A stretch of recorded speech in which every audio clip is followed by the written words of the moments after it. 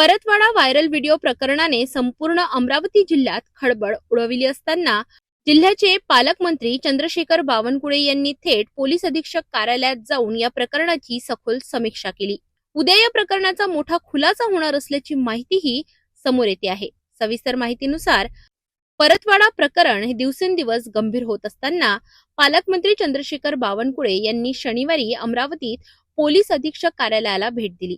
या भेटीदरम्यान त्यांनी पोलीस अधीक्षक विशाल आनंद यांच्यासोबत सविस्तर चर्चा केली। प्रकरणाची संपूर्ण पार्श्वभूमी, आतापर्यंत झालेली चौकशी आणि पुढील कार्यवाही याबाबत सखोल आढावा घेण्यात आला। पोलीस तपास अंतिम टप्प्यात असून उद्या पोलीस अधीक्षक पत्रकार परिषदेत संपूर्ण अहवाल सादर करणार आहेत।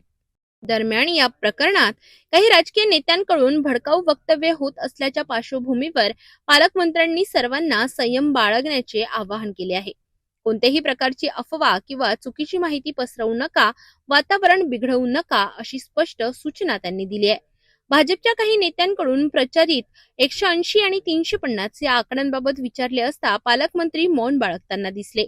तसेच या भ्रामक आकड्यांमुळे अमरावती जिल्ह्याची बदनामी झाली का या प्रश्नावरही त्यांनी थेट उत्तर देण्याचे टाळले। सर्व लोकप्रतिनिधींना माझी विनंती आहे, जे असेल ते पोलिसांना दिलं पाहिजे।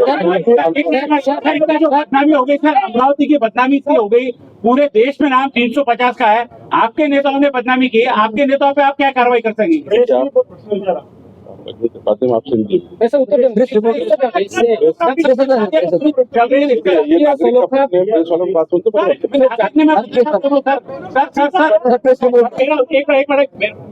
सर, इस प्रश्न का उत्तर है नहीं। एक मिनट नहीं, बैठकीनंतर माध्यमांशी बोलताना बावनकुळे म्हणाले, उद्या संपूर्ण सत्य जनतेसमोर येईल।